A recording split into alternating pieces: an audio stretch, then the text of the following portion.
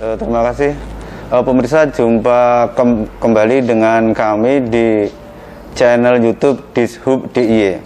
Nah, dalam kesempatan kali ini kita akan mengulas terkait dengan persiapan menjelang mudik besar. Nah, ini mudik besar ini karena kita akan dihadapkan dengan momentum Lebaran. Nah, saat ini sudah hadir langsung dengan Kepala Dinas Perhubungan, yaitu Ibu Imade Dwipanti Indrayanti STMT. Nah, kita akan ngobrol membahas langsung dengan beliau kaitan bagaimana Dishub ini mempersiapkan sampai antisipasi apa yang dilakukan ketika nanti arus lalu lintas itu membludak. Gitu. Kita langsung saja kita bertanya. Baik, selamat siang Bu. Siang Mas. Sehat? Ya, alhamdulillah. Ya, Ibu Made, ya. Ini dari Dishub sendiri tahun ini berbeda dengan 2 tahun kemarin, Bu. Kalau kemarin 2 tahun dihadapkan dengan pandemi, Bu, dampaknya juga tidak terlalu signifikan kalau ada arus mudik itu, Bu. Nah, untuk tahun ini bagaimana, Bu, antisipasi dari Dinas Perhubungan DIY? Ya, terima kasih, Mas. Mungkin akan kami sampaikan slogan dulu ya. Nih, mudik tahun ini tuh ada slogannya nih. Mudik sehat dan aman. Sehat dan aman. Karena ada COVID-nya kan. Jadi pasti kita masih pandemi ya, walaupun untuk masih menuju ke endemi. Jadi sehat itu sendiri mudik kali ini spesialnya itu diperkenankan oleh pemerintah untuk masyarakat melakukan ritual mudik. Tetapi ada syaratnya. Sehat itu tadi. Sehatnya itu dia harus kemudian sudah 2 kali vaksin dan booster.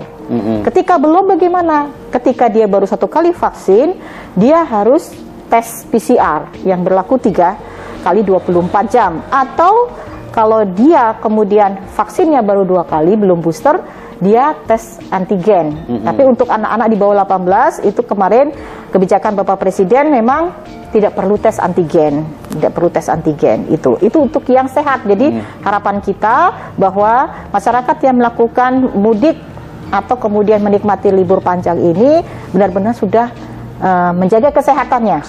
Sehat. Mudik sehat dan aman. Aman berarti dalam perjalanannya itu semuanya dalam kondisi aman, itu kendaraannya. Pertama, kita Dishub sendiri pada tahun ini memang seperti yang tadi Mas sampaikan, mudik kali ini spesial. Karena 2 tahun sudah libur. Terus tahun ini semuanya berkeinginan untuk kemudian melakukan perjalanan mudik atau mungkin berwisata. Jadi yang kita tekankan di sini adalah bagaimana keamanan dari pemudik itu dengan menggunakan angkutan umum. Tadi kita sudah bicara ada cek terkait dengan sehat tadi itu. Kemudian yang kedua adalah bagaimana kemudian menjaga bahwa masyarakat yang menggunakan angkutan umum itu semuanya sudah terkondisikan dengan baik. Dalam artian layak jalan. Jadi kami kan juga tidak ingin mereka maunya bersenang-senang, taunya pulang dengan kesedihan hati karena ada kecelakaan, terus kemudian ada kegiatan-kegiatan yang menunda perjalanan mereka.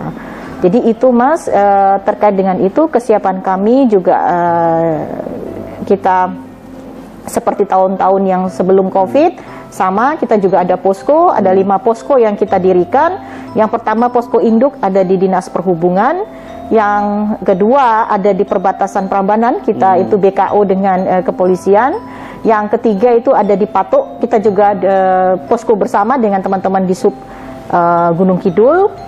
Yang 2 lagi ada di terminal yang menjadi pengelolaan kita, yaitu terminal Jombor dan terminal. Mulai beroperasi poskonya? Tanggal 25 April sampai tanggal 10 Mei. Jadi harapannya dengan posko itu kita bisa melayani masyarakat dengan baik, kemudian menjaga keamanan. Kalau lonjakan penumpang ada berapa, Bu? Terus untuk mobil pribadi? Ya, kalau lihat dari data yang tahun lalu ya, tahun 2019. Jadi anomali itu karena di tahun 2020 dan 2021 ya, itu nggak bisa menjadi patokan. Jadi patokannya ada di 2019. Itu kalau kita kumulatifkan dari 1 minggu pemantauan kita itu ada sekitar 2,5 juta kendaraan yang masuk dan keluar ya, nanti itu hitungannya itu ke DIY. Kalau bicara orang yang kemudian wilayah ini kan Pak Presiden menyampaikan ada 85 juta orang yang akan melakukan perjalanan mudik ya. Di Jogja, Jateng sendiri seperti apa gitu ya. Ini kan Jateng DIY itu menjadi 4 destinasi mudik terbesar ya di Indonesia ya, dekat 4. Itu sudah porsinya luar biasa. Tahun 2019 itu sekitar 19 juta. Tahun 2022 ini diprediksikan sekitar 23 juta. Jadi itu orang ya, kita bicaranya orang yang akan melakukan perjalanan. Dan prediksi kita memang angkutan pribadi ini yang cukup banyak mendominasi nanti mobilitas masyarakat, khususnya di wilayah DIY. Angkutan pribadi ya Bu? Pribadi. Karena aksesnya cukup, ya ada tol ya, ada tol yang itu juga mempercepat perjalanan mereka gitu. Kalau angkutan umumnya Bu, yang dipersiapkan dari Dishub Bu, armadanya Bu? Kami tidak menyiapkan, tapi sebenarnya dari sisi persediaan atau ketersediaan angkutan umum ini juga cukup sangat banyak. Dari Organda sendiri sudah sekian berapa 500-an ya, unit kendaraan, belum lagi taksi, belum lagi Trans Jogja, belum lagi ASK. Jadi angkutan yang online itu, yang saya kira ini sangat memudahkan masyarakat kemudian untuk melakukan mobilisasi khususnya di wilayah DIY. Mungkin catatan penting sebenarnya tidak perlu membawa kendaraan pribadi ya. Karena sebenarnya kalau di DIY itu mau kemana aja sebenarnya sudah ada. Jadi harapannya tidak membawa kendaraan pribadi. Ya, istilah kata begini ya, kalau memang kawasannya itu mudah dijangkau atau bisa dijangkau ya sebenarnya kan naik ada namanya kereta, ada namanya pesawat udara ya, yang nantinya kemudian ini ada akses kan dari Yia pun ke tengah kota sudah ada Damri yang melayani, sudah ada kereta bandara ya toh, mungkin dari Jakarta dari mana kan untuk ke DIY sendiri sudah ada kereta yang melayani, tinggal kemudian saya mau di Jogja aja mau seperti apa, sebenarnya kan banyak kita bus pariwisata bisa mengurangi kemacetan ya Bu? Ya itu yang sebenarnya intinya di situ. Karena komplain macet pas Lebaran saya kira wajar ya, karena ya semua pengennya pakai kendaraan sendiri dan kapasitas jalan kan terbatas. Untuk pemecahan jalur Bu, ada jalur-jalur alternatif? Ada, jadi kami juga nanti akan menginfokan kepada masyarakat jalur-jalur alternatif ya, yang dari timur misalnya mau ke selatan, itu ada sekitar 5 ruas nanti yang akan kita rekomendasikan untuk sampai ke sana. Karena jalan satu-satunya tuh bukan Piungan Patok untuk menuju ke selatan, untuk menuju ke Gunung Kidul gitu. Jadi bisa berbagai alternatif untuk menuju ke sana. Termasuk juga ke wilayah utara ya, nanti wilayah utara tidak harus masuk kota. Ya, dia bisa cegat di Prambanan. Ini akan ditandai rambu-rambu gitu Bu? Ya, nanti kita kasih rambu yang rambu-rambu yang tidak permanen ya, rambu-rambu sementara yang nanti akan memberikan arah kepada masyarakat. Oh ya, kalau saya mau ke wilayah bisa Kaliurang atau apa itu, saya tidak harus lewat kota gitu ya, lewat Jalan Solo terus itu tambah macet, nanti malah nggak sampai-sampai kan ya. Sedangkan di Patok sendiri kita tahu ya, nggak usah libur panjang ini ya, weekend aja kan sudah panjangnya luar biasa itu antrian. Selain wilayah perlintasan Bu, DIY ini juga merupakan wilayah destinasi wisata ya Bu. Karena itu nanti apalagi ini dipengaruhi dengan libur yang panjang. Antisipasi Ibu nanti dengan kemacetan yang... Ya, kami kan koordinasinya kan tidak sendiri ya, kami Dinas Perhubungan tidak bekerja sendiri, jadi kolaborasi antara Dinas Kepolisian dan Dinas Perhubungan Kabupaten Kota. Termasuk juga bagaimana kemudian mengamankan wilayah-wilayah destinasi yang menjadi minat masyarakat untuk kemudian menghabiskan libur panjangnya di sana. Nah, ini juga sudah ada diskusi koordinasi juga dengan khususnya dengan instansi kepolisian, nanti mungkin yang nanti akan mengambil diskresi atau apapun yang akan melakukan manajemen dan rekayasa lalu lintas di sana. Harapannya begini, sama-sama kami sudah menjaga jalan, sudah menjaga ini, tapi kondisi destinasi itu tidak dijaga, dalam artian semua ditampung, padahal sudah overload misalnya, kendaraan itu sudah tidak muat lagi di lokasi itu. Nah, ini yang sebenarnya juga kami juga mohon ada saling pengertian lah. Jadi kami nanti dengan kepolisian nanti akan kemudian mengatur itu, apakah kemudian akan ada buka tutup, ada ganjil genap, ada kontraflow, ada sistem satu arah, itu yang akan kita lakukan nanti di lapangan. Nanti kita lihat situasi ya, tapi itu sudah harus kita proyeksikan nanti seperti apa, termasuk mengantisipasi ruas-ruas jalan yang kondisinya tidak nyaman atau rusak ya, itu ada, itu kemarin kami sudah putar keliling ke lokasi-lokasi, nanti juga akan kami tandai itu, nanti ada rambu, di medsos juga nanti akan kami sampaikan informasi, misalnya masyarakat mau ke sini, oh iya hati-hati, di sini jalannya curam, atau di sini rusak, atau mungkin jangan pakai kendaraan besar untuk menuju ke sana, itu peringatan-peringatan yang akan kita lakukan nanti untuk mengantisipasi agar semuanya nyaman lah. Kalau semuanya pengen nyaman, itu tidak mungkin. Pasti ada salah satu yang dikorbankan.